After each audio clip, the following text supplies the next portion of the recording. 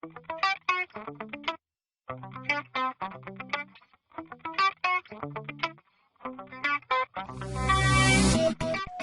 going to begin working with the work breakdown structure, which is also called the WBS.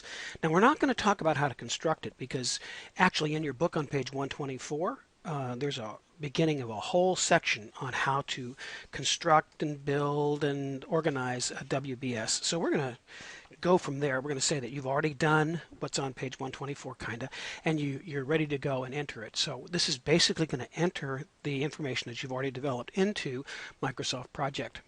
So the first thing I'm going to do is show you how I got to the screen I've got to now, because one thing that always frustrates me is looking at my screen and realizing it's different than the instructor's screen on the video, and then I don't ever track with it.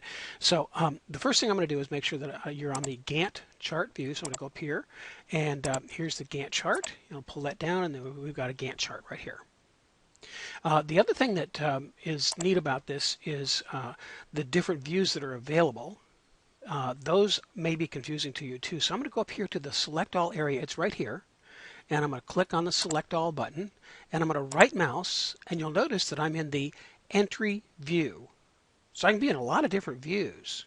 But I'm in the Entry View of the Gantt chart. Be sure that you're there so that you can track with me. The first thing I'm going to do is enter the name of the first task. So we're going to say this is the initiation phase. So I'm going to put initiation. And the initiation phase is going to be scheduled for me. Now, let's go down to the bottom, and you'll notice that it says auto scheduled. That means the minute I press enter, it's going to try to fill in information for me. Now, it doesn't have a lot of information, but it's going to fill in some information for me. We'll just show you what that looks like. I'm going to press enter. And you'll notice in my task mode, I've got a little symbol here which says it's automatic. And what automatic did was it took the entry and said, how long do you want it? Well, 1 day question mark means I haven't specified how long I want it. It's just 1 day. And it kind of guesses at that. It starts when? It starts today. So this is today, and it finishes today because it doesn't know how long it is. So the first thing I might want to do is to change the duration. If I do that, I'm going to go here. And I can type in things, or I can actually roll through them if I'd like. Now let's say that the initiation phase is going to take 4 days, so I can put a 4 there if I want to, and then you'll notice it starts today and ends on the 19th. So it automatically calculated how many 4 days were for my schedule.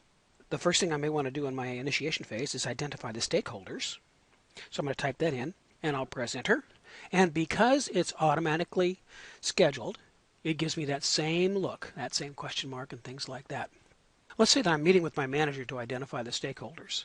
And that meeting is going to be on the 17th, no matter what.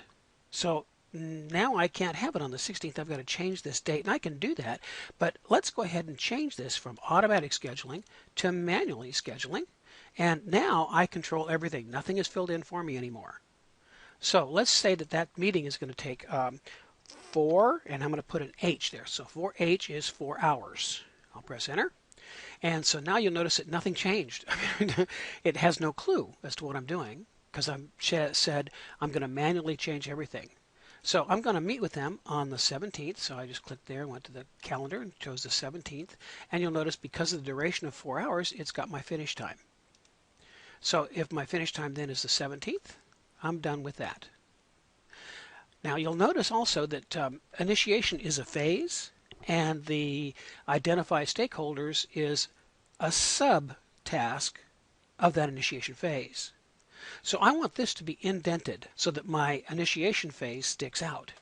So I'm going to go up to my little tab monitors, and I'm going to say indent this task for me. Now the minute I indent this task for me, it takes the one above it and makes that a heading.